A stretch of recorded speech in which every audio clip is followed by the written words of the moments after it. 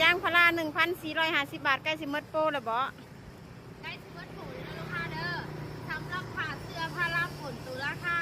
1,450 บาทแทนใกล้จะเบิดโปรแล้วเหลือเวลาอีกเพียงแต่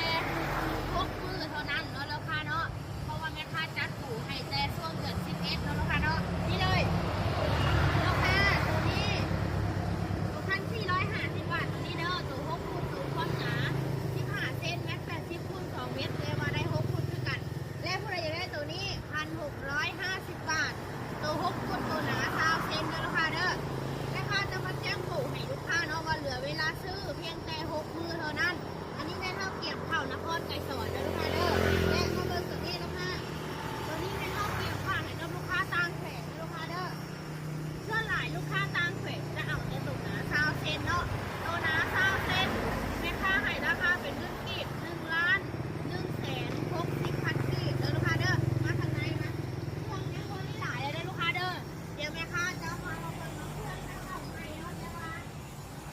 ยังบ่ฮู้ลูกค้าเนาะเพราะว่าเครื่องมันเน้นแต่ทำนี่เด้อลูกค้าเด้อสำหรับผู้ใดอยากได้ผ้าเสื้อตัวพาราฝนนี่เลยลูกค้าเหลือเพียงแต่ทำนี่มาเดี๋ยวผ้าเพิ่มตัว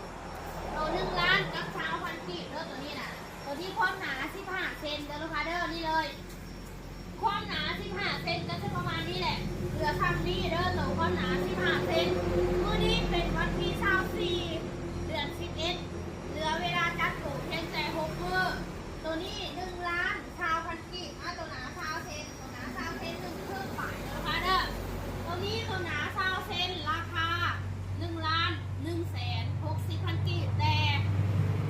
ราคานี้แม่ค้าให้ใจเฉพาะลูกค้าที่กดแชร์เด้อลูกค้าเด้อผู้ใดกดแชร์แล้วกดติดตามแล้วอย่าลืมแคปคลิปหลักฐานการกดแชร์ทักไปสั่งซื้อเองทางข้อความเพจได้เลยเด้อลูกค้าเด้อ1ลูกค้าจะได้เครื่องไวเด้อลูกค้าเนาะ2ลูกค้าจะได้คำตอบไวเนาะเพราะว่าโปรโมชั่นเฮามันใกล้จะเบิดโปรแล้วเหลือเวลาเพียงแต่6 มื้อผู้ใดอยากได้โปรนี้อย่าลืมเด้อสำหรับผู้ใดที่ว่าอยู่ใกล้ห้างมาซื้อเองได้เลยน้องห้างแม่ค้าอยู่เซโนจังหวัดนักเขตนะลูกค้าเด้อ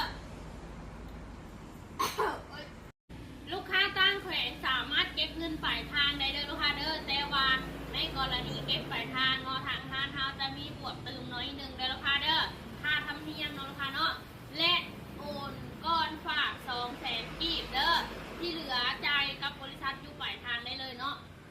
และค่าฝากตั้งแขวงกับบริแพงเด้อตั้งแขวงค่าฝากมีแต่200,000 ฝ่ายเนาะลูกค้าเนาะค่าฝากบริษัทขนส่งเด้อลูกค้าเด้อ